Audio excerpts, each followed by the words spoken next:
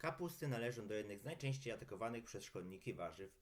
Rośliny z tej rodziny są bardzo chętnie zjadane przez wiele zwierząt, począwszy od pchełek ziemnych, po bielinki, kończąc na sarnach. Witam, w dzisiejszym filmie omówimy sobie ogólnie sposoby zapobiegania stratom i zwalczania, o ile jest to możliwe, szkodników.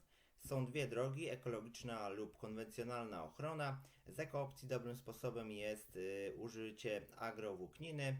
Z tego co zauważyłem, trzeba to zrobić już przy produkcji rozsady, ponieważ młode siewki mogą być już zaatakowane przez jakieś szkodniki.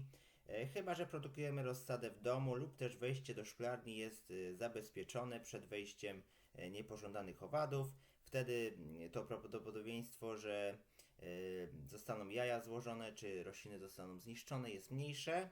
W przypadku, kiedy mamy mało roślin, warto jest usunąć jaja oraz gąsienice ręcznie.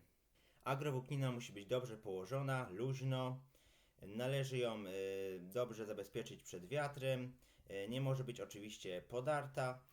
Agrowłóknina ochroniła również moje kapusty przed sarnami, mimo to, że teoretycznie mogłyby ją zniszczyć. W każdym razie dobrze położona szczelnie agrowłóknina ochroniła kapusty przed szkodnikami. Te zdjęcia, które widzicie, są przykładem na to, co się stanie, kiedy źle się położy agrowłókninę i będzie miała ona szpary.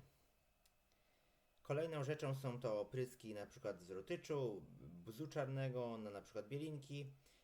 Można dodać także alkohol, który może zwiększyć działanie. Są gorsze od tych zwykłych. Opryski ekologiczne, tak samo jak te zwykłe, musimy wykonać w odpowiednim czasie, np. po zauważeniu gąsienic, a niektóre owady, np. mączliki, są tak natrętne, że byśmy musieli wykonywać opryski wnet codziennie. Różnie oddziałują na różne gatunki owadów. Czasem pewien oprysk może nie mieć żadnego wpływu na dany gatunek. Trzeba też zbierać materiał na oprysk. Niektórzy też polecają sadzenie roślin odstraszających typu szałwia, tymianek, czy też niszczenie dzikich roślin kapustnych z okolicy. Jednak z tego co zauważyłem, nie ma to zbyt dużego wpływu na owady. Kapusty i tak są atakowane przez szkodniki, metoda raczej słabo skuteczna. Istnieją także preparaty bakteryjne, które oddziałują np. na bielinki. Wydają się być skuteczne i są bezpieczne dla ludzi. Wadą jest jednak to, że mogą działać na inne nieszkodliwe dla warzyw motyle, np. typu rusałka pawik. W przypadku np. śmietki ważna jest profilaktyka, czyli zmianowanie roślin oraz głębokie przekopywanie.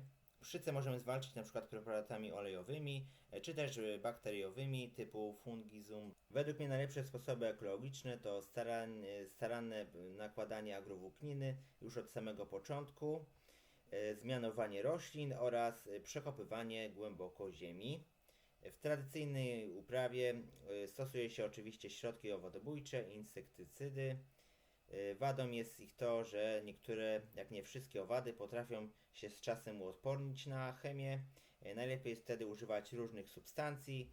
Niektórzy ludzie przekraczają również zalecane dawki w celu wytępienia szkodnika, co nie jest zbyt dobre dla zdrowia konsumentów. Liczebność czy aktywność różnych szkodników jest też zależna od warunków pogodowych. Na przykład w przypadku deszczu mącznik raczej nie próbuje się przemieszczać, a na przykład zima powoduje, że sarny czy zające zachodzą na pola za jedzeniem. Trzeba stawiać wtedy jakieś strachy, czy też okrywać siatką rośliny lub ogradzać. Dzięki za uwagę i do usłyszenia. Cześć!